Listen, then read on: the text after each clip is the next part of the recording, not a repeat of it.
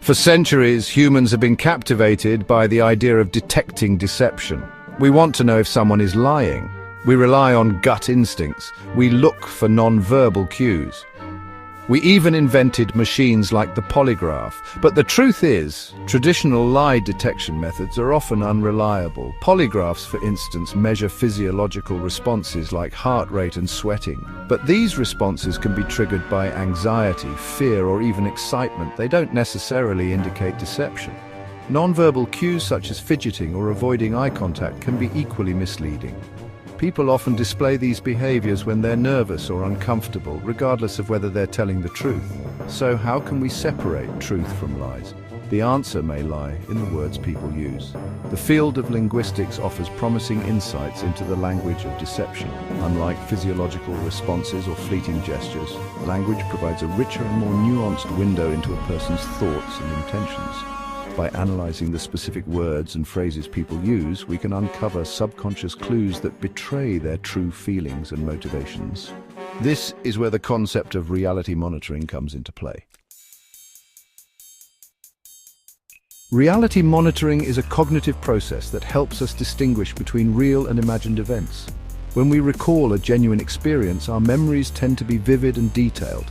We can easily access sensory information, emotions, and specific details.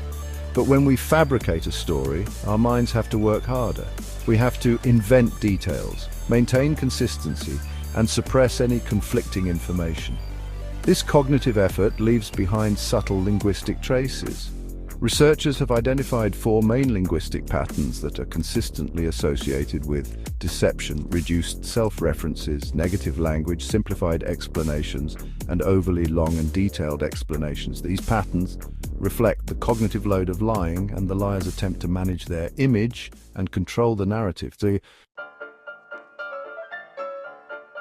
Liars often distance themselves from their lies by using fewer first-person pronouns like I or me, and instead they focus on others or use impersonal language. For instance, Lance Armstrong, in his initial denials of doping, frequently used the hypothetical guy to distance himself from the accusations. Instead of saying, "I never doped," he would say things like, "If a guy's going to dope, he's got to be consistent."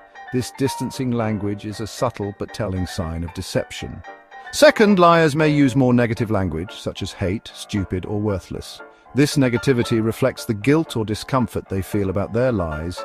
They may also provide overly simplified explanations, avoiding details that could expose their deception. Lying requires cognitive effort, so liars often stick to simple